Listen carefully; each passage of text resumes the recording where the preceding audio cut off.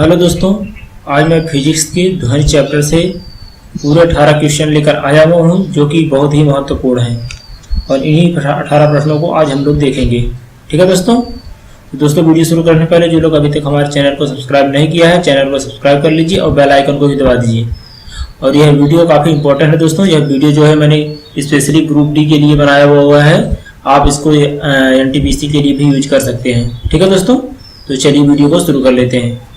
तो दोस्तों इसमें पहला प्रश्न है गामा किरणों की खोज किसने की? तो गामा किरणों की खोज जो है वह बैकुरल ने की। ठीक है दोस्तों, चलिए गामा किरणों की आवृत्त परिसर कितनी होती है? तो गामा किरणों की आवृत्त परिसर जो होती है वह होती है 10⁻20 से 10⁻18 तक। ठीक है दोस्तों, चलिए नेक्स्ट क्वेश्चन देख लेते हैं। 20 हर्ट्ज से 20,000 हर्ट्ज के बीच की आवृत्ति वाले तरंगों को क्या कहते हैं? तो इन तरंगों को श्रव्य तरंगे कहते हैं। क्या कहते हैं दोस्तों? श्रव्य तरंगे। ठीक है दोस्तों, इन तरंगों को मनुष्य के कान सुन नहीं सकते। ये तरंगे जो हैं इतनी खतरनाक होती हैं कि इन तरंगों को मनुष्य की जो है ये कान नहीं सुन सकते। ठीक है दोस्तों, तो चलिए नेक्स्ट क्वेश्चन देख लेते हैं।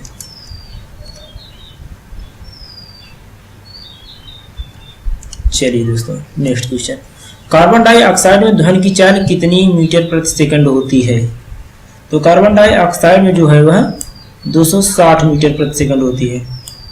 ठीक है दोस्तों, चलिए नेक्स्ट क्वेश्चन देख लेते हैं। वायु में 1 डिग्री सेंटीग्रेड ताप बढ़ाने पर ध्वनि की चाल कितने मीटर प्रति सेकंड बढ़ जाती है?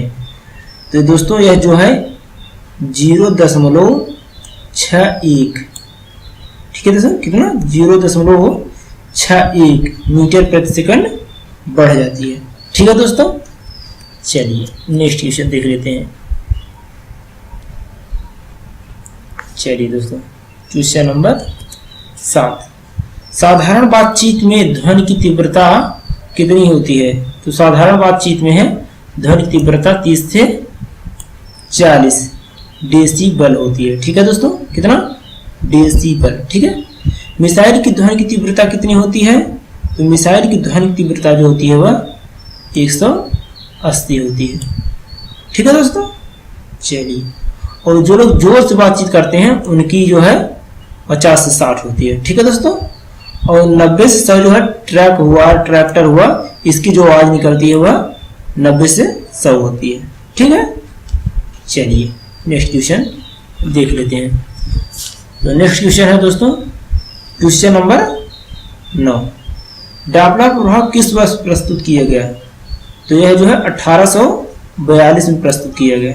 डॉपलर प्रभाव जो है 1842 में किया गया। ठीक है दोस्तों, कितने में? 42 में।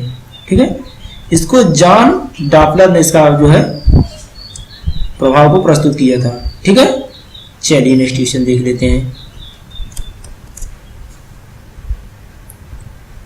चलिए दोस्तों क्वेश्चन नंबर 10, ध्वनि को सुनने के लिए परावर्तक सतह से न्यूनतम दूरी कितनी होती चाहिए? तो किसी ध्वनि को जो है सुनने के लिए है जो परावर्तक सतह होता है जिससे आवाज लड़कर वापस आती है तो उससे कम दूरी जो होती है वह 17 मीटर होनी चाहिए। कितना होनी चाहिए दोस्तों? 17 मीटर। ठीक है, चलिए नेक्स्ट क्वेश्चन देख लेते हैं। मैक संख्या से क्या नापा जाता है? तो मैक संख्या से दोस्तों है वायुयान की चाल मापा जाता है। क्या मापा जाता है दोस्तों? वायुयान की चाल। ठीक है, एक जूल